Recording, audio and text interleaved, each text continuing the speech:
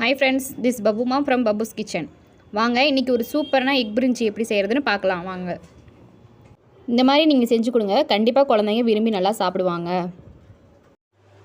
தேவையான ingredients பட்டை, கிராம்பு, பிரியாணி இலை, கறிவேப்பிலை, இஞ்சி பூண்டு பேஸ்ட், சிக்கன் மசாலா பொடி ஒரு ஸ்பூன் எடுத்துர்க்கேன்.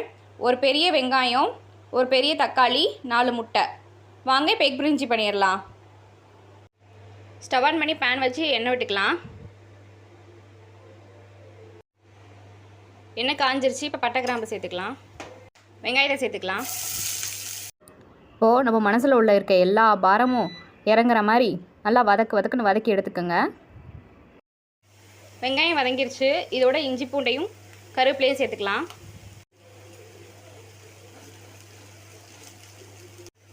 இப்போ இஞ்சி பூண்டு போட்டு நல்லா வதங்கிருச்சு. இப்போ தக்காளி சேர்த்துக்கலாம். நல்லா பூ போல் தக்காளியை வதக்கி விட்டுக்கோங்க. டேஸ்ட்டுக்கு உப்பு முக்கியம் இல்லையா, வாங்க சேர்த்துக்கலாம்.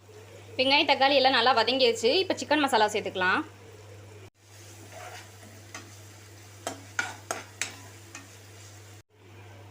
இப்போ மசாலா நல்லா வதங்கிடுச்சு. இப்போது இந்த மசாலா மேலே தாமரை இலையில் இருக்க பனித்துளி போல் பட்டும் படாமல் முட்டையை உடச்சி ஊற்றிக்கலாம். ஒரு 2 நிமிஷம் அப்படியே இருக்கட்டும்.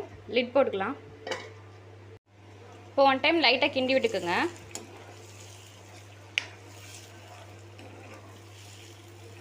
ரொம்ப கிண்ட வேணாம், லைட்டாக மட்டும் கிண்டி விடுங்க. இப்போது எக்குக்கு தேவையான உப்பு மட்டும் சேர்த்துக்கலாம். எக் பிரிஞ்சிக்கு எக்கு கொஞ்சம் பெருசாகவே இருக்கணும், அதனால் இந்த சைஸே போதும். இப்போ கடைசியாக கொத்தமல்லி தடவிடலாம்.